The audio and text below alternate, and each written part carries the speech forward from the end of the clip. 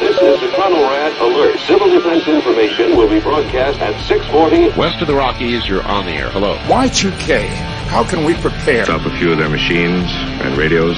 Throw them into darkness for a few hours. We are fighting for our lives. My family must survive. Oh, for 5 years. 1,000 gallons of gas, air filtration, water filtration.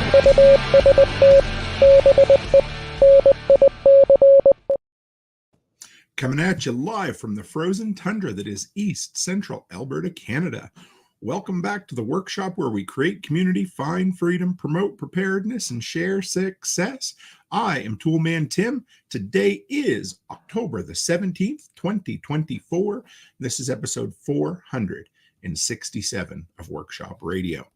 How is everyone out there? How are my fellow delinquents? It is good to be back in the chair. I've been back for a couple of weeks now, but this is the first full-fledged this week in prepping, and I see 9 fellow delinquents in here already. It is great to be back, folks. Good to see you. Gunfighter Concealment says, do the free thing and hit that thumbs up button. Just don't hit it too hard because then we might have a first aid issue in the house here. So who do we got? Oh, look at that. Haas is in here. Pippin's in here. Glad to see Pippin. We're going to talk a little bit about his area of the country lately because Pippin is a Florida man, so you know how that is. But let's open up our good old This Week in Prepping with a rule to live by. So I hit the old Google random number generator this week, and I ended up with rule number 4. First time I've had one this low in a long time. And it is definitely something that I have lived by pretty much my entire life. The old idea of being a modern Renaissance man, or whatever you want to call it, you know, just somebody who's into just about everything. And this is a short and sweet rule to live by, and it is know a little bit about everything. And it's funny, but my daughter, Charlotte, messaged me the other day. She was telling me, I don't even remember what it was, some random obscure fact. And she knew the answer to it. And her friend said, how you are just a fountain of misinformation. And she meant that in a good way. And Charlotte says, I'm just always interested in everything. And that's the way I hope she got that from both me and Becky. But for me, if you want to be, at least my idea of being successful and being happy in life is knowing a bit about everything, having an inquisitive nature, treating things like you're a child, but not in a childish way, just kind of coming at things with a wonder and being blown away. And I guess you could throw into that being interested in other folks as well, because I've yet to meet somebody in my life that I couldn't learn something from. Simple as that. And that doesn't matter if they are a multimillionaire or somebody that I just met who is straight out of university, or even for that matter, guys, some days I learn something from the kids at the daycare. So anyway, know a little bit about everything because you never know how that is going to help you. Bud, good to see Bud on here this evening. Ryan Pippin says, I know enough. I know enough to know I don't know enough. And you know what? That's perfect because there is this, I believe it's the Dunning-Kruger effect where you know just enough to think to not know that you don't know enough. So if you get to the point in life where you know, hey, there's always more to learn. I guess that's what this is about. Having a teachable spirit, being inquisitive, because if you want to succeed in life, you want to be interested in whatever you're doing. So simple as that. Know a little bit about everything. I could go fully down the rabbit hole on this, but let's leave it there for now, guys. So from there, hey, let's slide right on. If anyone dies while you are kept in your fallout room, move the body to another room in the house. The time has come for Stranger Than Fiction. Stranger Than Fiction, guys. This is probably, well, no, this is the segment that started it all. This is the one we started with a show just called Stranger Than Fiction, where I would just take a deep look at the news. And I discovered, hey, folks like this within reason, as long as we don't get down on the fear-mongering too much. I just like, I'm a news junkie. You know, I probably scroll through Google News or different places 2 or 3 or 4 or 6 times a day sometimes. And I just love catching up on things. So look at me as a filter. You know, every place that you get a piece of news from is going to filter it through their own lens. But for me, let me filter out all the bullshit and I'll come back to you with things that are interesting to us preppers, I guess. Let's go with that. Ian Sis, good to see you in here this evening. Always great to see you. All right, so we've got 3 stories this evening. The first one comes from Global News, and this was actually something that, I mean, I guess we talk about a bit. I know it's cliche for us in the prepper sphere to say this is something we never deal with. So it is something we talk about a bit, but it might be a little bit less sexy than the immediate risks that come from a hurricane. So here it is. This one here is from globalnews.ca. Yeah, I know, Canadian news source. I'm sorry about that, guys. And it says, from snake bites to electrocution, serious health risks follow hurricanes. And, you know, there's the simple ones that everybody kind of points at, but there's some interesting stuff in this article. So let's dive in here. First, I need a sip of the old fashioned. And no shameless plug at all, but Byron sent me this, made me an honorary member of the Frankfurt Bourbon Society. And it is definitely something that I am awfully careful with. I love this glass. So anyway, thanks, Byron. And good to see you, Rachel Brown. All right, Hurricane Milton tore through Florida on Wednesday evening. This was written a few days ago, of course, compounding the devastation caused just weeks earlier by Helene? I don't know. I think it's Helene. If anybody knows, tell me.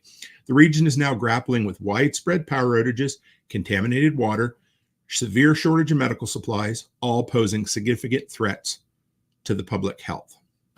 So the first one that I think just about anybody would look at, and maybe Ian, I don't know how bad the water got where you are either, but if anybody wants to chime in, first and foremost is water risks. And more individuals, here's a stat or a fact that I hadn't heard before, and more individuals will sadly pass away after the storm due to drowning than actually before the storm hits or during the storm. A professor at the Brown School of Public Health in Rhode Island says, okay, said the things that we'll worry about over the next week is making sure that individuals don't put themselves at risk in terms of drowning, risks of electrocution, wounds, making sure that individuals avoid contaminated water. So here's the thing. They were talking, of course, when you get a lot of water saturated in the ground, there's nowhere for the water to drain off. And of course, following a big precipitation event, that water is going to drain down to the lowest point. Now, you know, there's always going to be high points, even in flat areas, but it's going to drain down. And it's one of those things that can catch up to you 2 or 3 days afterwards when people get a little bit desperate. They're heading out for gas for their generator, you know, Doritos for their kids, batteries for their Xbox controllers, and they end up getting washed away, or, you know, worse than that, maybe they drive into something that looks like there's only 2 inches of rain or 2 inches of water, and it ends up being, you know, 3-4 feet. They get submerged, and that is that. Because of course, first responders still aren't going to be able to get around like they want to. Hey, Byron Roberts, just see, he must have heard me. The bourbon's working already. Good to see you, Byron. Echoing those concerns, Florida Department of Health issued an advisory warning residents to avoid floodwaters, which we've heard before. But here's something I hadn't heard of, and I'm going to attempt to pronounce it, and it's probably Latin, and you can laugh at me. Vibrio vulnificus, a potentially life-threatening bacteria that's in water. In other words, something that you can ingest that's going to kill you or make you really, really sick. Vibrio bacteria, commonly found in warm coastal waters, can cause illness when ingested or when open wounds are exposed to contaminated water. Again, something to think about. Do you have something, you know, do you have a cut? Did you get a bruise, a scratch? Were you cutting some lumber or some fell trees? That kind of thing. You don't always think about it. You think, okay, I'll keep the water out of my mouth, but you don't think, hey, there's a big gash on my leg. 3 days later, it's gangrenous, it's filled up, it's pussy, whatever it happens to be. And whoever just logged on is like, what the hell is Tim talking about? After heavy rainfall and flooding, the concentration of these bacteria may rise, particularly in brackish and saltwater environments. Again, something I didn't think about. I normally assume that, you know, with a salt-populated water source is going to be kind of antibacteria. But in this case, it says this bacteria seems to breed in saltwater environments. So kind of goes against, you know, your personal ideas, I guess. There's also an increase. Here's another one. Maybe you guys have thought of this, but I like this article enough to share it. There's also an increased risk of allergies and asthma due to standing water in the area. Damp buildings, soggy items can promote the growth of mold and bacteria, which can trigger allergic reactions and lead to asthma development or exacerbation. Actually, a pretty interesting idea. You imagine, you know, you had a flooded house. There's a YouTuber I watch, and he collects vintage electronics and that sort of thing, and it all got ruined. So then you go in there and you have to clean it up, And what do you deal with? Again, standing water, mold, mildew, all that nasty stuff. I remember some of the houses that I had to go into that had been abandoned for a while when I used to secure bank properties. And this was in an absolute dry, almost desert-like environment that we have here. I can't imagine what it would be like in Florida. I mean, when we went down to Daytona Beach a few years ago, I mean, if it wasn't painted, it had rust on it. That's what it's like, you know? So Pippin says, yeah, black mold is a nasty thing. You don't want it, not a bit. Nobody does. What else we got here for you? This instructor here warned that floodwaters also present another significant risk, and it can lead to an increase in mosquitoes. So again, that can bring disease, but something you don't think about, well, maybe some of you do, it may also invite poisonous snakes into your home or yard. Now, I believe that should say venomous snakes, but we're going to let that go. When these storms come through, it disrupts the natural habitat. There are a number of poisonous snakes in Florida. Yep, water moccasins, which I believe are the same as cottonmouths. I haven't seen one yet, and I hope to never run into one in the wild. Water moccasins are something that we worry about. They go into brush piles. So when individuals are clearing brush, removing debris, this is something they have to be very conscious about. Again, something that people told me very much when you're working in the woods in Tennessee, be very intentional about where you're stepping when you're stepping over things. Be very careful about picking things up by the edge. You don't want to get your hands or feet or anything near you. I mean, our good friend, fellow delinquent, Andy, who was in South America, had a real nasty spell with a venomous creature. So, and he is, you know, he's young and virulent and he's doing fine and he has a family, but man, I wouldn't want to have to go through that. And contaminated drinking water. How about that? After a hurricane, floodwaters often mix with sewage, agricultural runoff, and industrial waste. Sounds like Alberta on a regular basis. This contamination can lead to the presence of harmful bacteria, viruses, and parasites in the water supply, making it unsafe to drink. No shit, we know that. Contaminated water can cause a variety of health problems such as gastritis, diarrhea, vomiting, respiratory disease, hepatitis, dysentery, anemia, it warned. So here's a whole bunch of things, all of those. And the thing is, those would be bad on a good day. But if you are recovering from a storm, means you're overexerting yourself, putting more effort into the cleanup, you're probably under a high level of stress. You may not have slept like you should have. You may not have eaten or drank like you should have. All of these, your body's already in a bad place. And then you add something like that, it ain't going to be good. Not even a little bit. So that's the look. This was what Global News had to talk about a little bit regarding some of the risks post-hurricane. And unfortunately, and especially for my friends down in the Florida area and North Carolina and even East Tennessee, it seems to have become a way of life this last few weeks. So I'm glad everyone that we know in the community has come through it safe. But anyway, let's take a quick look here at the delinquents' comments. And the big one, I wanted to see a couple of them here. Hold on. Pippin said, Pippin wants to know how Ian's making out over in Tampa. Nice work with those trees. Yes. Quick shameless plug, not a shameless plug, but here's the thing. So when the storm was going on down in the Florida area, Curtis, my son-in-law who was with me, he asked me, hey, how are our friends, Pippin and Ian and those guys doing down there? And you know what's great? We have the Telegram group where all the delinquents can check in. It's one of those things that we just do. We share, we talk, we joke. We got about 5 different groups, but the main one is the workshop Telegram group where all of us delinquents hang out. So if you want to come by and join, the link's in the description tonight. And if you do join, you'll have to be approved because we get a lot of crypto scammers and things. So we had one the other day who actually passed the human test for a minute. I asked them, hey, where did you find me? That usually seems to be the question. They said YouTube. I'm like, oh, okay, I'll live with that. And they got in and then started spamming us. So there you go. All right. Red Flyer Media says you don't want to run into cottonmouths. Red Flyer says here in STX, I'm going to say Southern Texas, we have copperheads, rattlers, cottonmouths, and coral snakes. Oh boy, that just sounds like a lot of fun. And Haas says, confirming if I heard you right, saltwater is a breeding ground for increased bacteria growth. So I did say that. Let me back up because we are live, not Memorex, for anybody who's out there and old enough, Gen X or older, that knows that. because I had never heard that before. And I want to make sure that we are going to right here.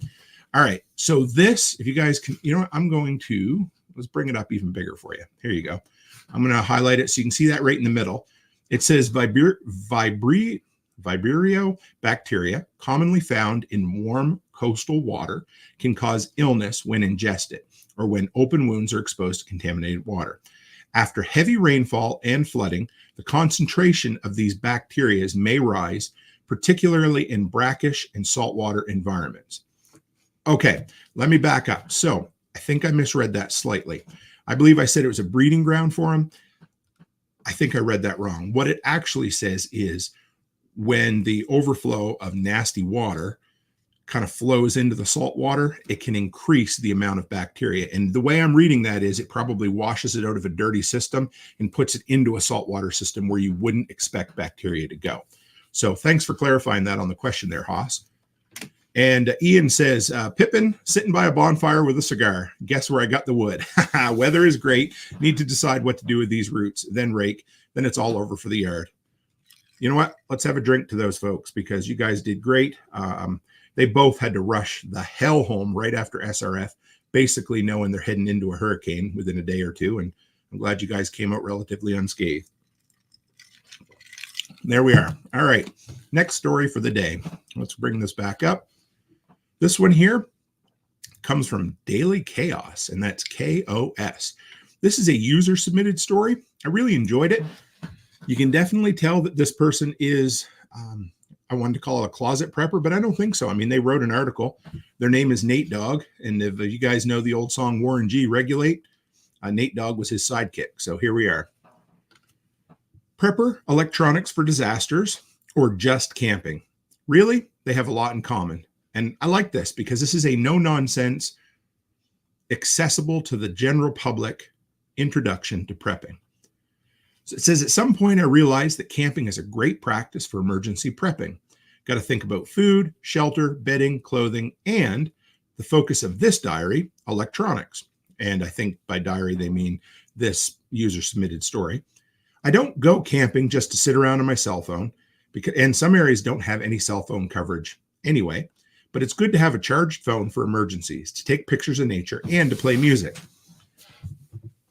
Again, something that has multiple uses. I rarely buy something for prepping that doesn't have an everyday use. Now you might say, Tim, I know why you do that. So you can justify it when you spend the money. Well, sure, there's a reason for that. But we all have, a finite amount of money or time or anything that you want to invest in something. And for me, I want something to have multiple uses. Again, I'm not just going to build a cabin on our property in Tennessee simply as a bug out location.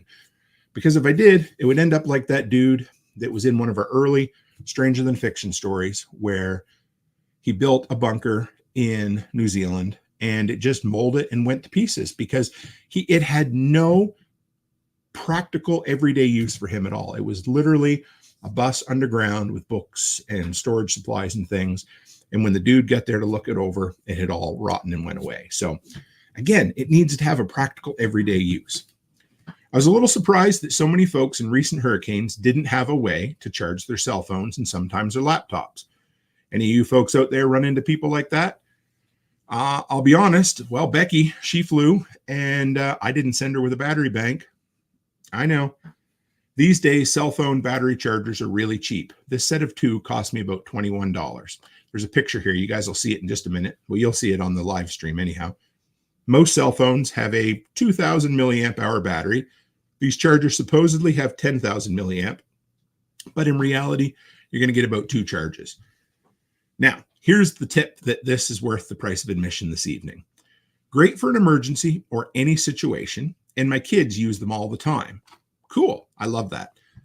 But here's the best part. But the kids kept losing them. So I started numbering them and I added Rick and Morty stickers. That helped. I always keep one of these in the car. So here's a number 1 and looks like a number 12. So they got a bunch of cheap battery packs around the house. That's kind of like how I've treated the Eneloop rechargeable batteries over the years. But I love this, the idea of making it fun for your kids. Number 1, numbering them so you can keep track of them. But The Rick and Morty stickers, I can be honest, I've never seen an episode of Rick and Morty, but if I was into Rick and Morty and I was a 9-year-old kid, sure as shit, that's going to help me hold on to it just a little bit better. So good on you, Mom or Dad, whoever it was. I guess it's Dad, Nate Dog. It's also a good idea to have lanterns for the night. Some of these lights hook up to a USB, such as the aforementioned battery chargers. Others, the 3 in the back picture here, need to be recharged off a bigger battery after that. The lanterns usually cost under 20 bucks. The one that I love is the Duracell one I got from Costco. Works great, but again, some sort of rechargeable source of light. So we've got power for your electronics, light so you don't kill yourself in the dark. And this one here is a really good one. Recently, I bought a 12,800 milliamp hour portable battery for jump starting a car, which has also got USB outlets for charging cell phones and should keep a laptop charged as well, though I haven't tested it yet. This one was 35 bucks, and I keep it in the car all the time for obvious reasons. Makes sense. Again, practical prepping advice. This is a great article that is somewhat coached in the verbiage of camping. And that's what I like about this. It's accessible. It talks about practical everyday. Again, you might see this in, I read it on the internet tonight, but the big thing on our preppers on Reddit is prepping for Tuesday, not for the end of the world, right? Chris Dixon says, are you frozen or am I? Everything looks good on my end, folks. If anybody is having any trouble seeing me, just say something in the comments, but it could just be that the weather has turned somewhat cold here recently, Chris Dixon, but it's good to see you either way. It's me. It's always you, Dixon. I appreciate you. So a battery bank, a booster pack, some backup lights, and we got, where is it here? One more. But the top dog in my setup, and I love this. This is where Buddy took his prepping to just the next level. But the top dog in my setup is a 35 amp hour, that's 35,000 milliamp hour, 12 volt battery that I put inside a water resistant case. Together, costing about 150 bucks. Sounds like he made his own kind of jackery or something like that. This one runs my trolling motor. Again, do you see what he did there? A practical, somewhat everyday use, but attached to an inflatable raft for a couple hours. But I can also use it to charge the lanterns, batteries, etc. And the best feature is a 50-watt solar panel, a charge controller, which helps recharge the battery after boating. But the charging takes almost a full day, so I'm going to add one more panel and one more battery next year and see how that goes. Solar panels and batteries are just like Lay's potato chips. I bet you can't have just one. And that's what happens. You get addicted to backup power or propane and propane accessories. But here we are. I love that little setup. It's dead simple. Works for anybody. Here, if you want to see an up-close picture, guys, this is the trolling motor. He's got a little, what is that, a Plano ball? Anyway, one of those weatherproof, impact-resistant cases. Looks like maybe a Harbor Freight. And a very similar solar panel to the one that I had mounted on the back of my tailgate, my tonneau cover, until it blew off in South Dakota. I have a new one, but I haven't reinstalled it yet. So, hey, guys, we got 30 live viewers in here tonight. What a great number. It's good to be back. So there you are. And if you need a normal household 1220 volt outlet for charging, thank you. Pelican Box, Pippin says. For charging other random things like an air mattress with a built-in air pump, you can attach an inverter, which is my favorite solution to just about everything.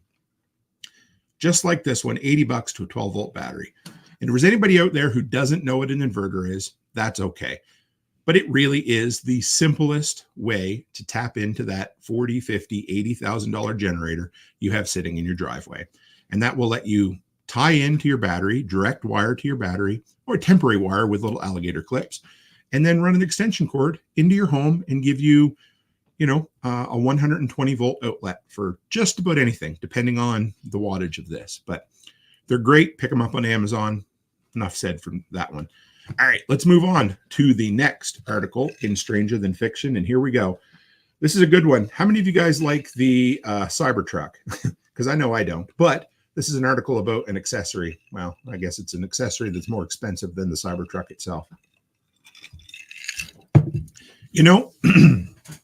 Aficionados of the Cybertruck, the Tesla, all of that, no matter what you think of them, they certainly have a knack for spending money and coming up with creative prepper-centric ideas.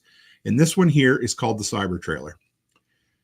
And it is not quite $250,000, but it's not that far off. $175,000 Cybertrailer generates its own power and water for off-grid living. Now, there is something in here, excuse me, that I hadn't heard of before, or at least outside of speculation and little conversation. I'd love to check it out. So here we go. Let's dive in to check this guy out. And for anybody who's in the audio play at home version and you can't see what I'm talking about, the Cybertrailer is every bit as ugly as the Cybertruck itself. Living off the grid typically comes with some serious challenges. The living vehicle Cybertrailer aims to solve just about all of them, albeit with one caveat: its price tag will likely dwarf even the Cybertrucks. In other words, it's expensive. This futuristic trailer will not only create its own water. Listen to this, guys. This is, if anybody has messed with these systems, I'd like to hear from you. I wouldn't mind getting somebody on here who's an expert on them to do an interview, but create its own water from the air and generate power from the sun. But it also offers an opinion-splitting design at the same time. I don't know. I think it's pretty obviously ugly, but hey, I'm not super keen on what it looks like as long as it functions well. And here's a deeper look. The living vehicle might not be a brand you've ever heard of. It wasn't for me either. But it deals exclusively with high-end, off-grid focused trailers. The Cybertrailer, which starts at a whopping dude, I just realized after prepping this, comes before $175,000. Man, did you guys catch that? Starts at $175,000, aims to serve exactly that type of customer. It's compatible with both electric and combustion engines. Now, EVs are notoriously overmatched when it comes to long-haul towing, but the Cybertrailer has a moderate, I inserted the word moderate, trick up its sleeve for that. And you'll see why. Because, anyway, let me keep going. It'll offer tow vehicle charging, meaning that in theory, a Cybertruck, Rivian R1T, or Ford F50 Lightning owner could tow the Cybertrailer off-road and then fill up with the juice from the trailer itself. Great idea. It would have to have one hell of a battery bank in there, but that's not your biggest problem. It's getting the battery bank recharged on the go, or, once you're on location. Of course, there's no telling how long that might take, as the main way it generates power is via solar panels. Living Vehicle doesn't say exactly how much energy storage is on board, but does clarify that it has backup power systems. So yeah, you can charge your vehicle off of the internal battery system, whatever this trailer has, which is kind of cool, I guess.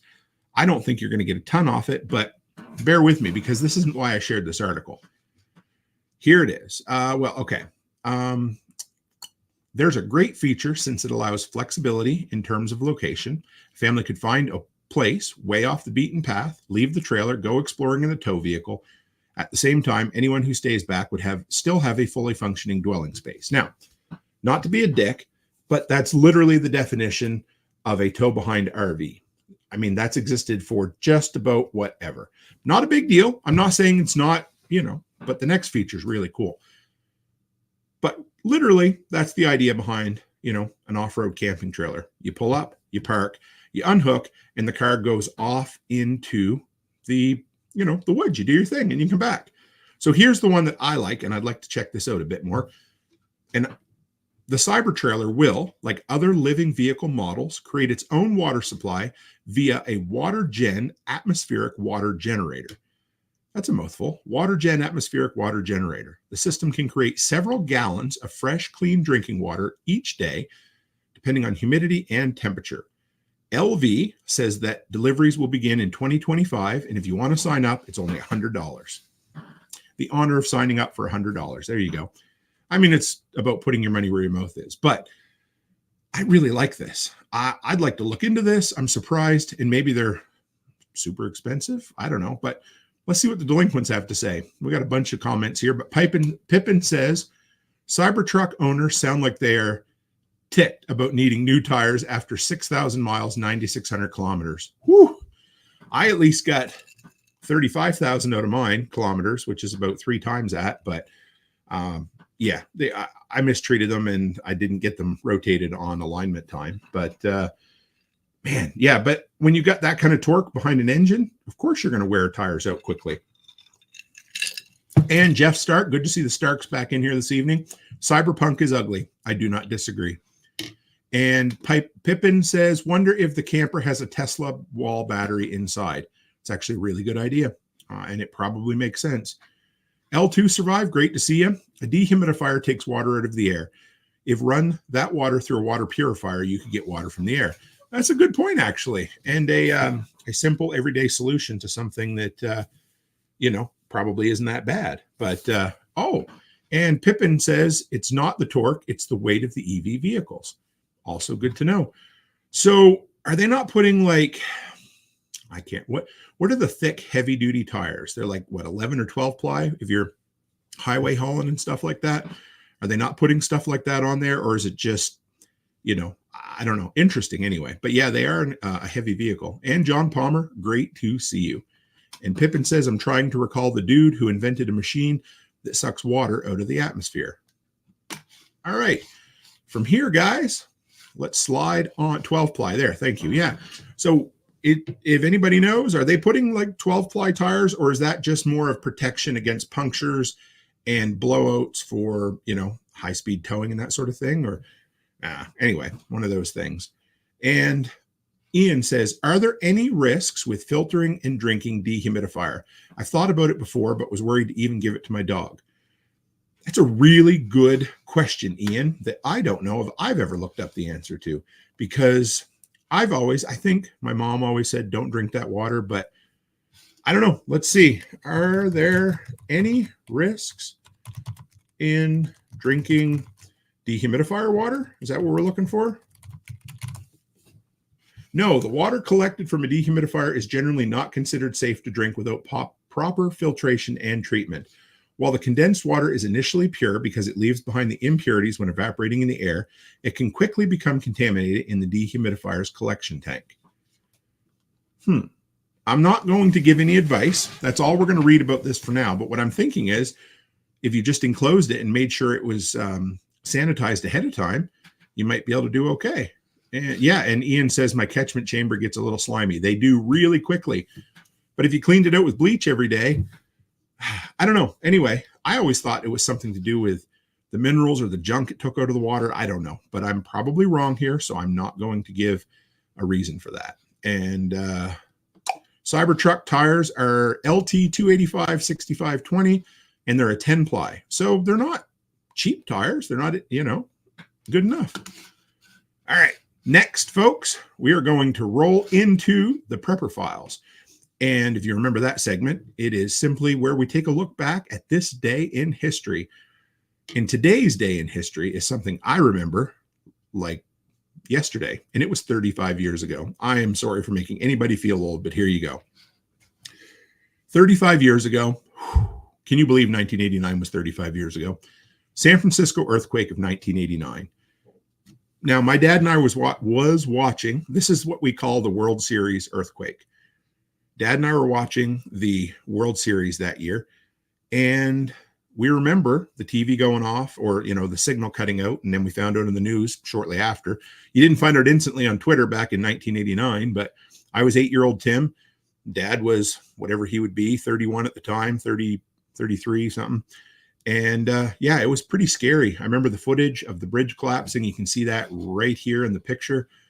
There was a lot of people lost. It was a really nasty earthquake in a really kind of condensed, populous area. And it was scary as all hell. 63 deaths, 3,800 injuries, and an estimated $6 billion in property damage.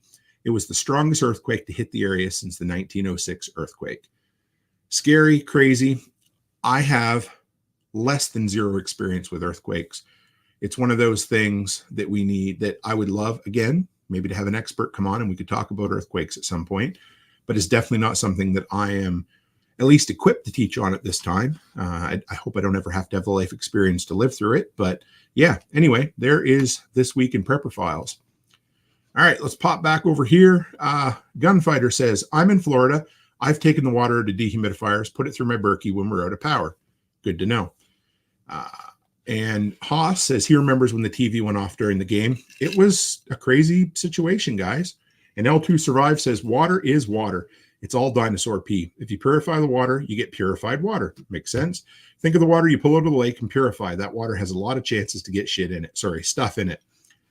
Nice. Yeah, so it makes sense. I think we've learned something this evening, which is, again, worth the price of admission. Hey, folks.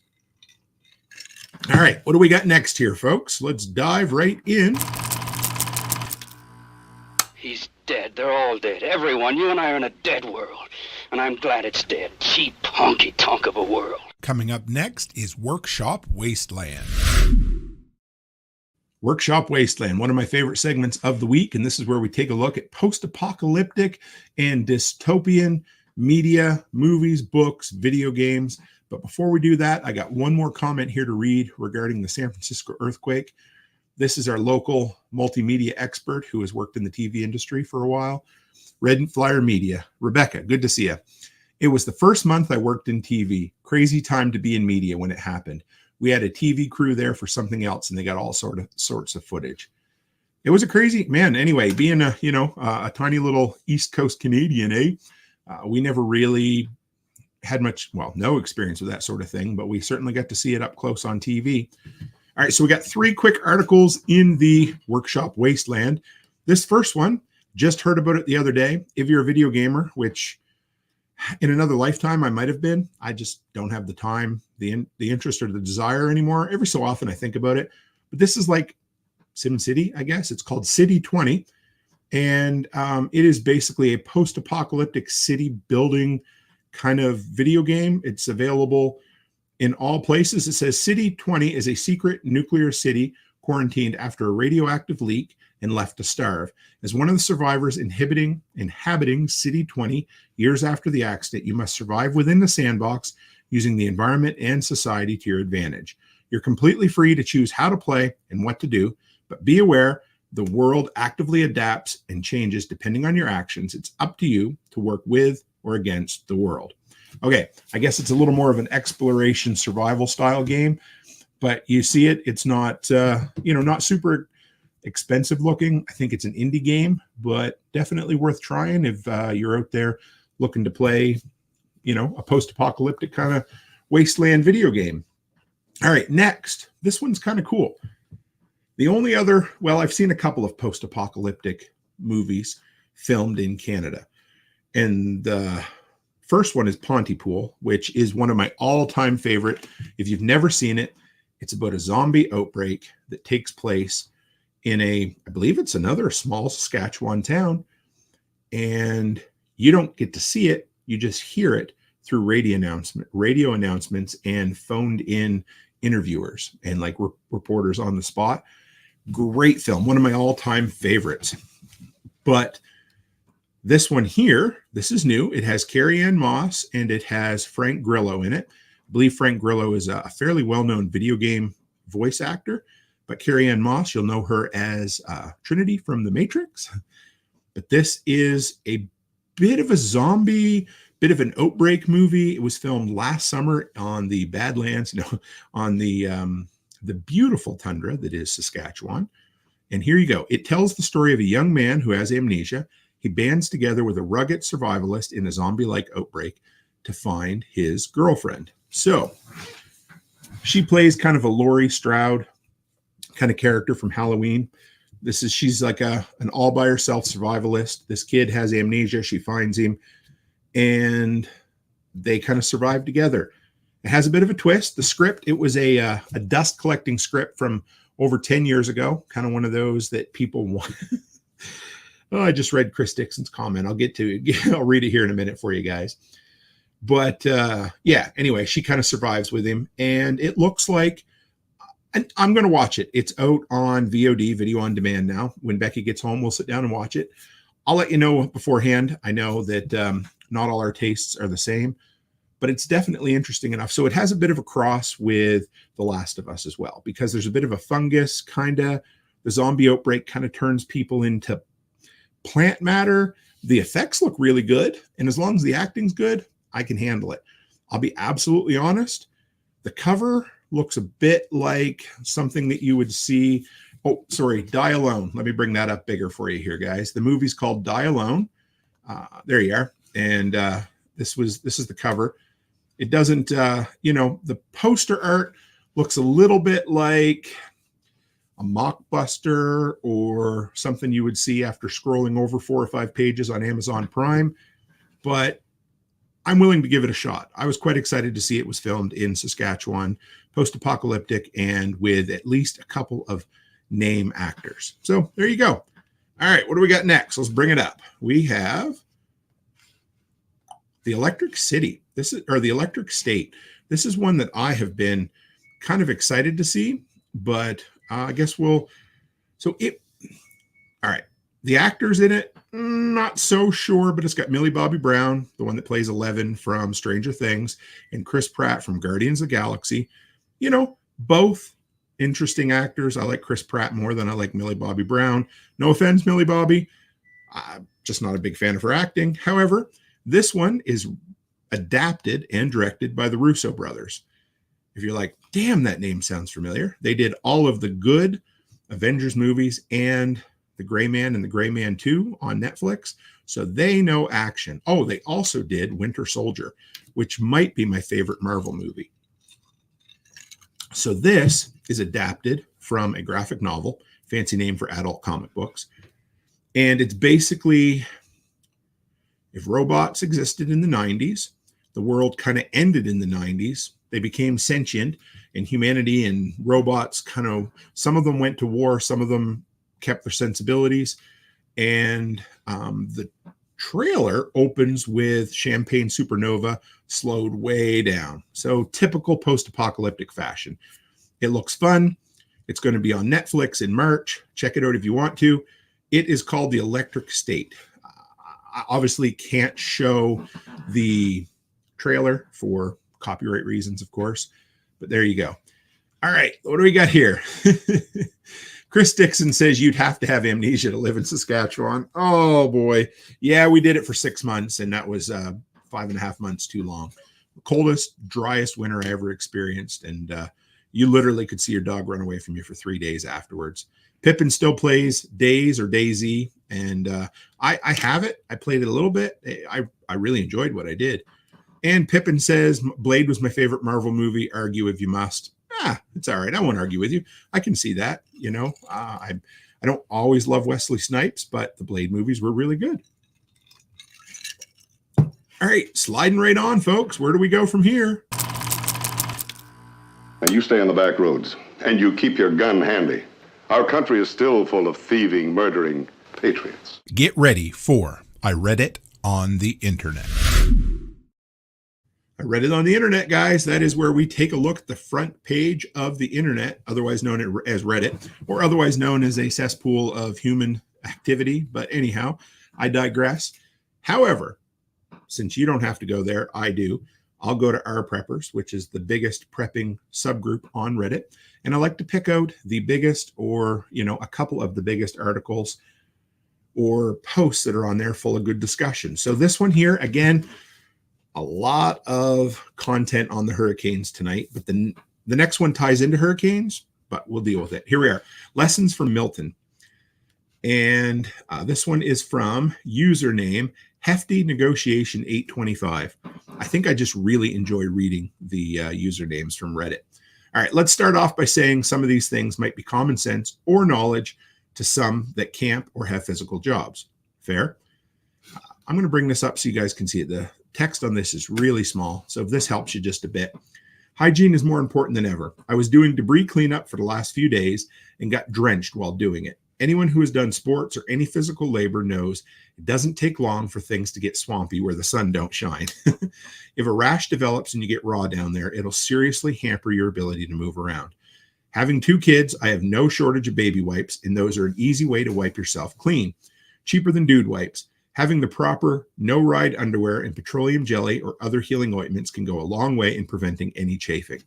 I second that. Dude wipes are great. We don't even have little kids anymore. We keep baby wipes around by the case. They're great for cleaning up after chihuahuas, but they're also great for cleaning up the nether regions. Something that, the older people in my family used was baby powder. That helps with rashes, wetness, that kind of stuff. But again, petroleum jelly is great. And having underwear that don't slide around on you will help a lot. because boy, you start developing some hot spots in the unmentionable areas, and you could be in some world of hurt pretty quick. Next, being prepared with plenty of non-perishables and water was such a weight off my shoulders. Guys, that makes me smile just to hear that. I love hearing people say that because good for them. They did what they needed to do, especially with a wife and kids. It allowed me to focus on other preparations that might not have been done had I needed to go out and grab food and water, not to mention dealing with everyone else doing the same. See, number one, it takes the stress off you because you can handle the actual emergencies in and when they're happening, but it also saves you from getting into other bad situations when you go out with the roving masses trying to collect the last bag of pretzels because that's what your wife wants. I remember many, many moons ago, we called it Hurricane Juan or Winter Juan and White Juan, sorry. And it was a hurricane in the wintertime that came as a blizzard. The grocery stores were shut down for 2 or 3 days and they opened, but cash only. Everything had to be handwritten. And it was for just the essentials. It was for things like milk and baby formula and diapers and bread and cheese. And people come in with they wanted chips, they wanted pop. Listen, I get it, but we just weren't allowed to let them get it. It was just the absolute basics in and out. So again, when you have the crazy, stupid decisions people make when the shit hits the fan. I use Milwaukee powered tools for work. So I got a bunch of batteries. Having a few of the battery fans is amazing. Got a few. I'll talk about that in a minute too. Pippin wants to know about a hurricane blizzard. Yeah. It sounds like a Sharknado, doesn't it? I use Milwaukee powered tools. So I had a bunch of batteries. Having a few of the battery fans is amazing. I can put one in each room where we're falling asleep. Makes nights comfortable, and even had to turn it off one night as we got too cold, thanks to the cooler nights this last week. Had it happened in peak summer, the fans would have been even more critical. I have picked up a few battery-powered fans that I'm going to test next spring. 2 reasons. Number one, for review content, but also so that we have to use them down at the Tennessee property. Now, I've been 4 days without power, and I've used a lot of my prep items. It's been quite satisfying to have the preparations work as intended and has helped me tweak or modify my current plans. For those who haven't had to go through a situation where they need to use their gear or setups, keep prepping. I love it. It is so worth it, and it will allow you to help others and yourself in a crisis. My neighbors, thankfully, are similar to me and have some measures of prep, but we have been able to come together as a community and help others that don't have the means. But don't let others know you're prepared. Good piece of advice. If that is your attitude about it, fine. But I know my neighbors and if we are all prepared, we can help each other. Great. I love it. Nothing wrong with that at all. What a success story coming out of a hurricane. All right. Haas says, let's go back to the delinquents here for a moment. They're talking about a possible new Blade movie. Yeah. If you've seen the new Deadpool Wolverine movie, yeah, I'll leave it at that. Marvel has been trying to film a reboot of Blade for several years. W. Snipe said in an interview as he's on Deadpool 38. Pippin says, wait, Tim, a hurricane blizzard? Yes. And Chris Dixon says 80-mile-an-hour winds and 20 inches of snow. Yep, hurricane blizzard. So we had what was called, well, actually, let's back up. My first year living on my own, so it would have been 2004, I think. I was in that little apartment. And in September, we actually had a full-fledged, whatever the lowest strength hurricane was, made landfall in Halifax, Nova Scotia. Completely missed us. We had sunny skies and, fair to midland winds, but it was Hurricane Juan, and it was the most damaging hurricane that we'd had since the Groundhog Day hurricane in the 70s. So it was well known. And a few months later, in February, we had now it wasn't called a hurricane, but it was hurricane strength winds with a blizzard, and it was just like that. There was I'll do the math for you. I've talked about it on some earlier episodes of this, but I believe it was something like 123 centimeters of snow in some crazy places. It was absolutely insane. Let's bring that up on the screen here for you, and we will scroll through it together. There was the Atlantic blizzard. It's called, here it is, White Juan. Nowadays, that might not be as a politically correct name. I don't know. But Pippin says, fuck that shit. White Juan is the unofficial name gave to the hurricane strength nor'easter blizzard of February 2004 that affected most of Atlantic Canada. Now, here it is here. Highest winds, 77 miles per hour. So pretty close, 124 kilometers an hour. Maximum snowfall, 95 centimeters or nearly 38 inches. Yep, enough of that. I saw drifts that were, oh man, it was insane. They were 8-10 feet high. We went downtown and there's a pizza place called Ricardo's, and above it there's apartments, and there's a balcony, a second floor balcony, that the drifts were literally touching the bottom of that balcony. God rest his soul, Poe. I always called him my third grandfather. He was one of my good friend's grandfathers. He was out in the middle of the blizzard blowing snow with his snowblower, and I laughed and I looked at him. I said, "What are you doing, Poe?" And he said, "If I don't start now, it'll never get done. If I don't stay on top of it, it'll be so thick I'll have to bring in an excavator to clear it." I always remembered that afterwards. I never waited till the storm ended, as long as it was safe to go out and start clearing snow on the East Coast. Out here, most times you can get away with it unless it's one of those insane storms. So there you go. That's the story of White Juan. I wasn't even planning on sharing that this evening, but yeah, there we go. All right, next. And this one kind of blew my mind, and we're going to bring this up a little bit bigger here. If you followed me for any length of time, you know I'm a big fan of three-way power tri-fuel generators. Love them. But I'm also a huge fan of natural gas, because I always like to say it's an infinite supply. Yes, I know it's not truly an infinite supply, but it allows you to tap into a fuel source that is readily available, relatively cheap, plentiful, and unless you live in wildfire or earthquake regions, usually you're not going to have a problem. Well, this article tells me something that I didn't foresee before, and it's becoming an issue. So bear with me. Yet another reason to have the 2 is 1, 1 is none, 3 is a guarantee, or, you know, 3 ways to do something: fuel, gasoline, propane, and natural gas. But here you go. This one was posted by Ron John Jr. What a name. Low pressure when whole house generators spike demand for natural gas. This has been mentioned before in our prepper, so I wanted to share this article. Here it is, right here. State regulators opened an investigation on Wednesday into the impact of natural gas-fed home generators on Louisiana utility systems after houses in LaFourche Parish suffered from low gas pressure during Hurricane Francine, stymieing their backup power. So-called whole home generators have gained increasing popularity in Louisiana for a power backup, as hurricanes have slammed the state in recent years and knocked out electricity for days or even weeks.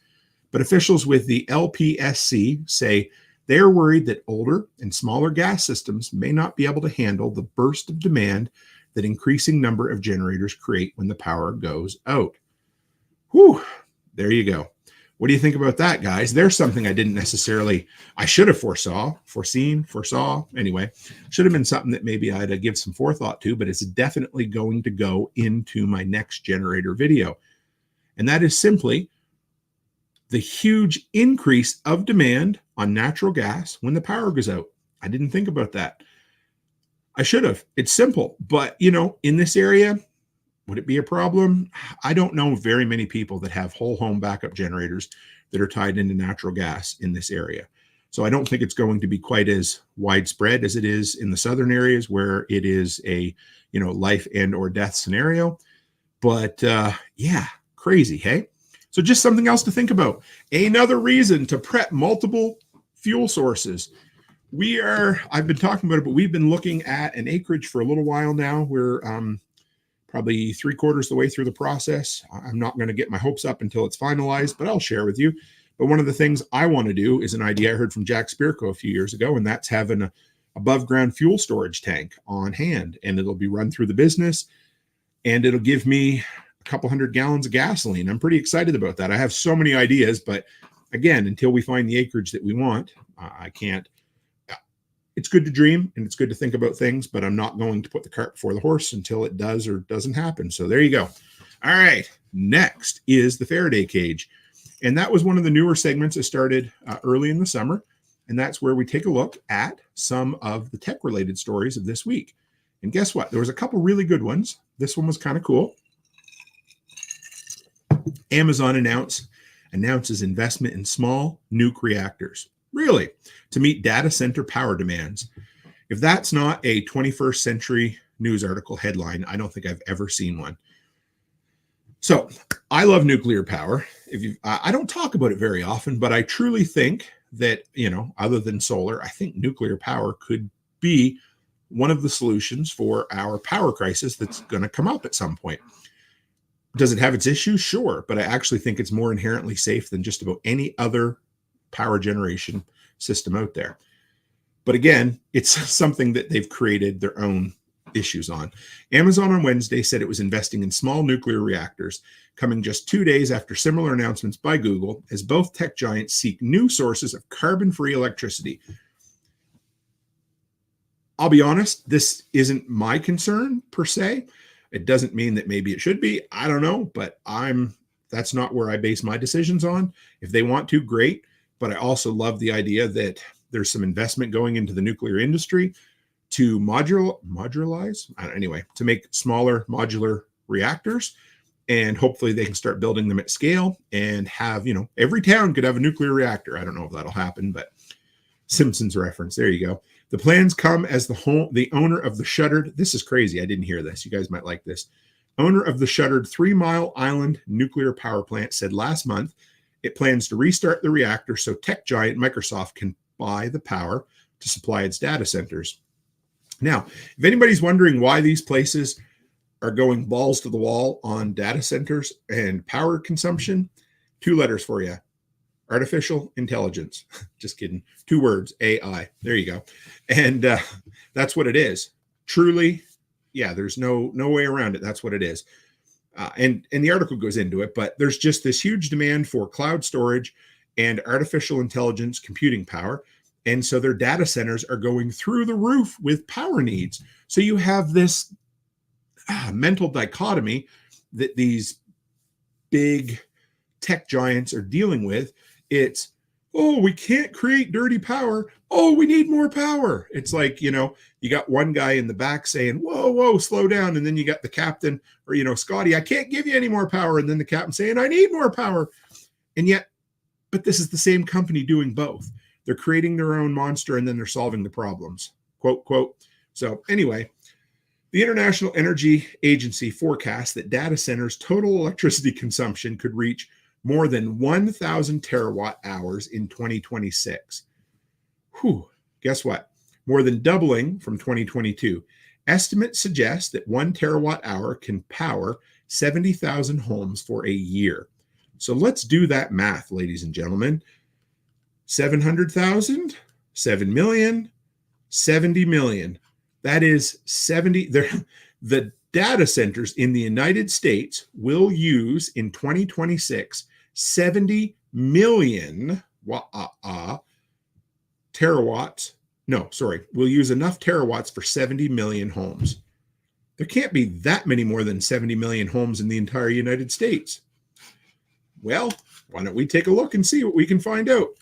How many homes in the U.S.A.? Okay, 145 million homes. There you go. So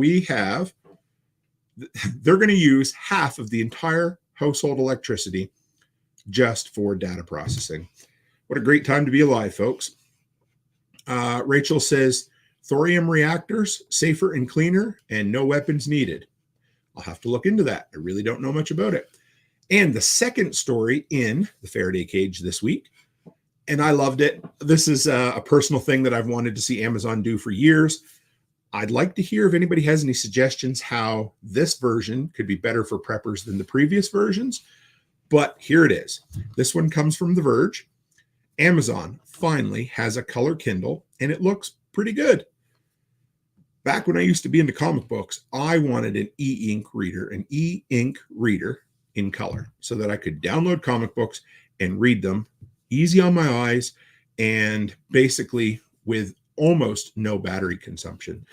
I love e-ink. I still think it has a big place in the future.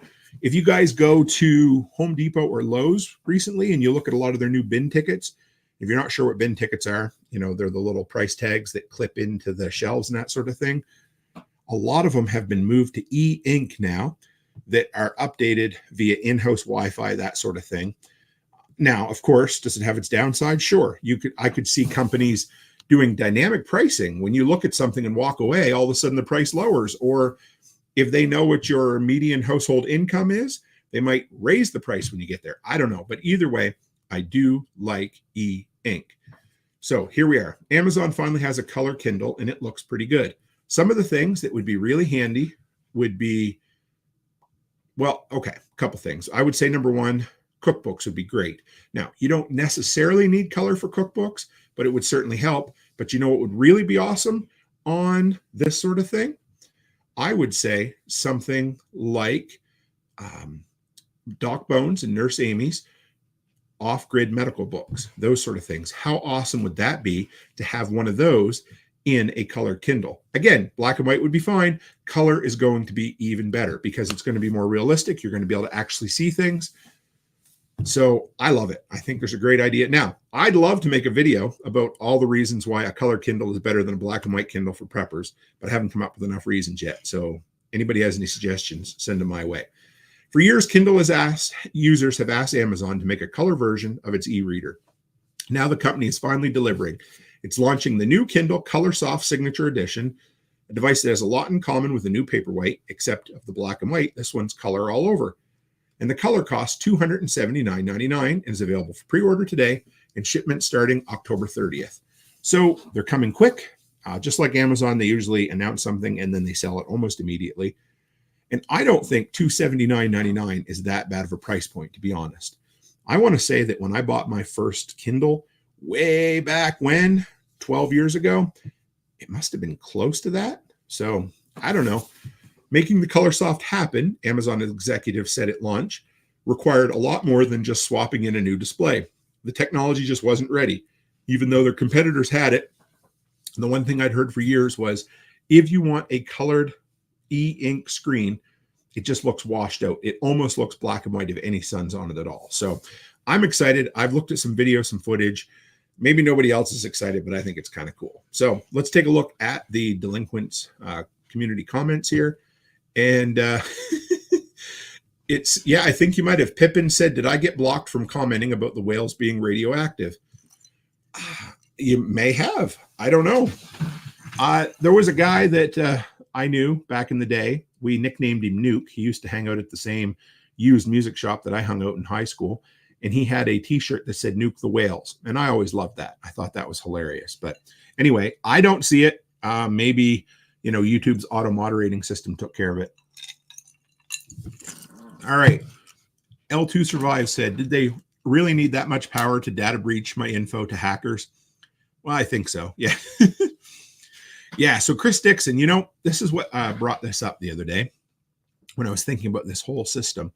Chris Dixon says, did you see the flashing tags when you search online? Canadian Tire uses them. It's neat, but yes, I agree. I love the system, and most of this shit is sold to us on convenience. I don't know. I'm sure they have them at some stores in the U.S., but Canadian Tire uses this system. I bring up their app. I look up an item online, and then I can say, I don't ping it in store or whatever, and there'll be tags, the bin tags that, again, are updated via Wi-Fi, and the item you're looking for will flash so you can go up and down the aisle and see where it is. It's pretty cool. It only does it for so long. I know they've put some safeguards in there, but again, it's like whack-a-mole when you're trying to plug security holes, right? Cool. You know, I think all technology is amoral. It can be used for good or bad, and this will definitely be used for both. I'll take advantage of it for the time being, and there we go. All right. Sliding into, actually, we got a new segment here this week, guys, and we're going to go to, here it is. So this is something that I have done at least the last 3 Self-Reliance festivals where I was co-MC for the first couple. This last one, I took a break from it, but I still got roped in, and I don't mind that at all. My good buddy Bobby Spags introduced me to this game. He actually sent me some packages from the guy who created it, and it is called WROL. And that is Without Rule of Law. And they're a fun discussion. So I just picked up one random card. So let me show you. This is like a card game for preppers or survivalists, that sort of thing. And each card has a scenario on it, and it's open for discussion. So I'm going to read the discussion card. If you guys want to throw things up as I go into the next segment, feel free, and we'll come back to it after I read This Week in the Workshop. So here it is. Scenario number 20. Have you taken steps to secure your home against potential break-ins or burglaries? So this is emergency preparedness basics. Are you ready for world without rule of law? Read it one more time. Have you taken steps to secure your home against potential break-ins or burglaries? Feel free to throw something up in the comments as we go by if you want. This is going to be something we'll do at least monthly. If you guys enjoy it, maybe we'll do it weekly. So next is one of my favorites, and this is This Week in the Workshop. And this is where I guess I take a look at the shit that I managed to get done this week, just kind of fill you in on what's going on with us. And, and the reason for that is twofold: inspiration and accountability. First, hopefully I can inspire some other folks to try some things maybe you're not comfortable doing. And number two, it allows me to not sit on my ass, come back here and lie through my teeth. I have to tell you, I have to follow up with you, right? So, all right, here we go. Here it is. This Week in the Workshop. Well, got some last minute tree trimming. I know, last minute. What are you talking about, Tim? Well, to be absolutely honest, we could have snow here any moment. I hope we don't, but we literally could. So I got some last minute tree trim done at the 12 unit. I picked up some new safety glasses. If you haven't seen it, I posted a picture on Instagram. They have a wire mesh in them. They're designed, I believe, for, people who use chainsaws a lot. But the idea is some things are better than no things. And if you're like me, and the minute you have to put safety glasses on, you start sweating and they get fogged up, and then you take them off and you might as well have nothing. Well, these have a fine wire mesh on them that will probably keep out 90% of debris. Is it perfect? No. Is it better than no safety glasses? Hell yeah. So check them out. I opened up my latest battle box. You'll see that video in a couple of weeks probably, but it was a lot of fun. And I also subscribed to a new one from Canada called Gear Pack. And I figured I would do it so nobody else had to. The reviews weren't great on it, but I got to say, for the price I paid and the fact that it's a Canadian company, I was mildly surprised. So you'll see a video for that coming up before too long. My awesome daughter, Olivia, she had us over for Thanksgiving dinner. Becky's still in Spain until tomorrow. And me and the girls had decided we were going to just have nachos. And we did. We had that the next night. But my daughter, Olivia, and her husband, my son-in-law, Curtis, made us a glorious Thanksgiving dinner. And you might say, what is this sacrilege of Thanksgiving? Well, for those crazy Americans don't know, we have Thanksgiving in October. So we just had it. It was fun. It was a good time. But more than that, I was really proud of my daughter I knew we raised her right when she was able to pull off a great big Thanksgiving Day turkey dinner without any help from any of us. I was very proud, Papa. And she paid attention. Me and the girls, Charlotte and Alice, we had a lot of movie nights while Becky's been gone. We've had a hell of a time. Watched some Hitchcock movies. We watched The Fall Guy. And a couple of nights ago, Monday night, we had our own Thanksgiving dinner. We did make nachos. And we watched Pulp Fiction, which turned out to be on the exact 30th anniversary of when it was released. And I was pretty stoked about it because that's a movie that kind of changed my life. And I was really impressed that my daughters enjoyed it as much as they did. It's a 2.5-hour movie that isn't full of action, is told out of sequence, and has a bit of graphic violence in it. And they loved it. So I'm glad. Anyway, it was a great kind of bonding time. I tested and reviewed some battery-powered gas transfer pumps this week. If you haven't seen the video, holy hell, I loved them. Not very expensive. Worked great. I also released my interview with Bear, TJ from Bear Independent. And wow, did that video blow up, guys. I put it out on Sunday night, and as of tonight, over 10,000 views, over 200 subscribers. It brought a lot of new eyeballs. So thank you, Bear, for doing that interview. It really helped grow the workshop this week. And we are well within range of hitting our goal of 25,000 subs by the 5-year anniversary of this channel. And that'll be January 24th of 2025. We have about 97 days to do it, and we're going to get there. The electrician finished the wire rerouting upstairs at the daycare, which means Curtis and I were able to pull down the last of the stud partitions. We're able to pull up the carpet we need to. We are 100% done with the demolition. I am so friggin' stoked. It's not even funny.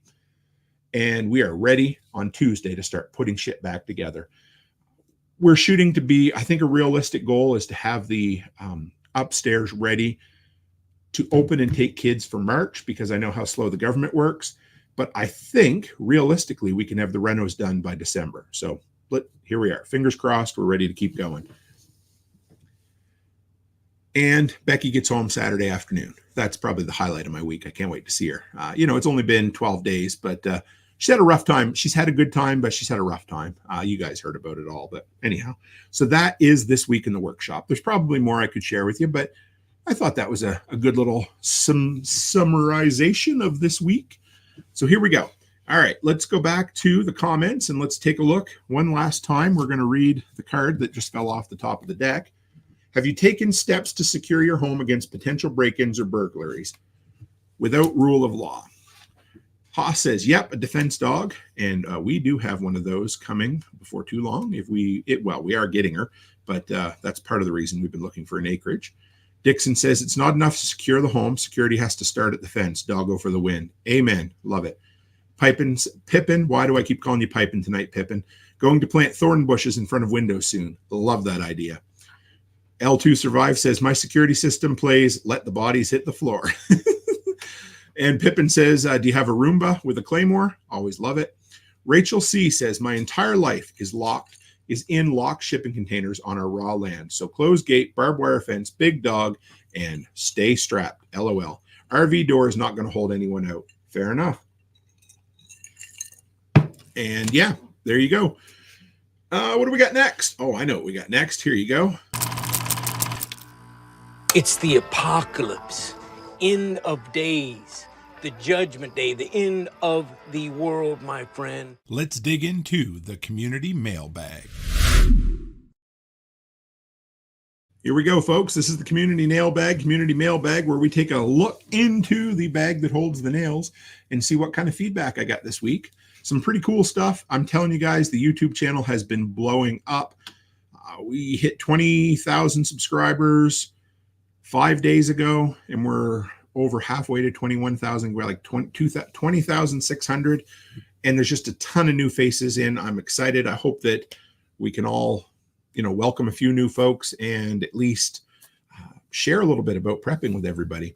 This one come from Joe Rizzo 53, and he said, while I was remodeling my home near Tampa 2 years ago, I installed a whole home Generac 24,000 kilowatt generator. It is capable of running everything in our home, including 3 ACs, 4 fridges and freezers, oven, dryer, pool pump, private well, all indoor-outdoor lighting. It's fueled by a 250-gallon in-ground propane tank. There's about a 5-day supply of propane if you run it 24/7. Our power was out for 4 days from Hurricane Milton. I ran the Jenny 12 hours a day to double my fuel range. The cost to purchase and install the generator, wow, not as bad as I thought, was $15,000, including the transfer switch. The dedicated propane tank costs another $4,000. I think this is the best investment I ever made in my home. I'd love to see the day where every home had a backup power generating system. Now, I don't want it legislated. I don't think there's any reason that should happen because the government always finds ways to fuck things up royally. And in this instance, they would. But I think it's great advice that if someone's building a new home, especially, have a backup power system of some sort or another. Next comes from Ed Celio. And if Rebecca's still in here, I think she'll like this comment quite a bit. Ed Celio says, number one, love this conversation. Bear provides trustworthy, grounded truth, a rare commodity in these days. Amen to that. And number two, Tim, way to go with the stepped up bumper videos. Love that you use digital technology to showcase some of the best analog technology. Thank you. Love it. But that has mostly to do with Rebecca. I might have had a few ideas, but she put it all together. And thank you very, very much. She's great at it. And I love getting compliments on that stuff because, I'm passionate about those little bumper transitions. Next comes from Gearhead366. The number one reason I went with an inverter generator is fuel economy. In a power outage, gas will be hard to get. 5 gallons will run my inverter generator much longer than a non-inverter type. I'll likely get several days of use out of 5 gallons instead of being out after 1 day. Just a practical, everyday piece of tip for anybody out there looking at getting a generator. Yep, inverters overall, they cost a little more, but you're going to get better fuel mileage out of the beast for sure. All right. And finally, guys, just a few quick announcements. Nothing serious, nothing dire, nothing like that whatsoever. But 'tis the spooky season, as everybody's calling it this year. I never heard it. I don't know. Everybody says it's spooky season, but I like Halloween. It's going to be Halloween coming up soon. And you know that we always like to channel our inner Art Bell ghost here if we can. So look out for the 2nd annual Toolman Tim's Workshop of Horrors. We did it last year, and so what I'm looking for you guys is if anybody has any extraterrestrial, paranormal, unexplained, ghost, whatever. If you have a weird story that you want to share, let me know. I'll get it from you. You can email it to me at therealtimcook@gmail.com or post it in the Telegram group, PM me, whatever. But I'll have a lot of good stuff. We did it last year. We had a hell of a lot of fun with it. I miss Art Bell as well. I never found him until he basically had passed away or pretty close to that time. And I fell in love with this stuff. So much so, if you didn't catch last week's episode, one of my best friends in the world, Brian Alexovich, when we pulled into Delinquent's Gully this last time, ended up having a recording of Art Bell and the Mel's Hole episode playing at our composting toilet, so adequately nicknamed Mel's Hole. And it meant the world to me to hear Art Bell's voice coming up there. But anyhow, so we're going to be doing that episode this year. Also, Becky and I have decided on the Halloween show we're going to do. This year, we are going to do a live. Don't know what night it's going to be yet, but we're going to pick our top 10 Stephen King films. I already have my list. She's working on hers. So that's going to be a great one. And then I just confirmed before tonight that Worm, or better known as Will, he is in the Telegram group. He was also at the Delinquent's Gully work days. He's also a filmmaker, a thespian. Yeah, I said that. Anyway, all kinds of cool things. But he was on last year. His show was a great hit. We're going to do a Halloween themed episode with him as well. So I'm pretty stoked about that. And this Sunday evening, I have Ryan Buford, better known as Prepper Dad, the host of the former podcast, The Next Generation Show. He's going to come on. He is going to share his thoughts and experiences. He landed at Prepper Camp Wednesday or Thursday before the hurricane came through, and he was there for the duration of it. Not many people showed up, but he was one of the ones that had to prep and survive through that event. He's going to come on and share the good, the bad, and the ugly from it. So I'm stoked about that. And I have nailed down a day and time, but John Willis and I are going to be doing a monthly live. It's going to be, I believe, the 4th Monday of every month. And so that makes it, I think, the 28th. Give me a second here and I'll give you the date exactly.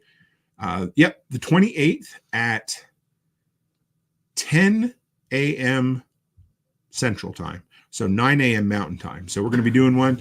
And it'll be, I don't even know exactly what all we're going to be talking about, but John and I have committed to doing once a month together. We always have a hell of a time chatting together. And he mentioned it to me and I said I would love to do it. So I'm going to put it all together. John's going to show up. We'll do discussions. We'll probably talk about the news. And of course, we'll do Q&A with folks. So it's going to be a lot of fun. I just think the world of John. He's a mentor of mine. He's given Becky and I so much good advice. And I was pretty stoked that he wanted to do this going forward. So anyway, keep an eye out for that. Shameless plug, but here you go. Wearing one of his shirts tonight, a lot less 1984 and a whole hell of a lot more 1776. So guys, I hope, Pippin says, finally, another morning show. Yeah, it's only going to be monthly, but either way, I'm excited. I'd love to do a morning show. And, I love the evening shows. I do, but this will be great. John and I will have a hell of a time. We always do whenever we get together. So I hope you guys enjoyed this evening's show. I had a hell of a time putting it together for you. I talked to Brian Alexovich a while back, and I said, dude, I got to figure this out. I love doing my show. I love our damn community. I said, but I am spending too much time putting together This Week in Prepping. And I realized I could do the same show with the same quality I was just spinning my wheels a little too much. It wasn't a reflection of the show quality. It was a reflection of me spending too long in the office for no reason. So I decided I put a time frame to it.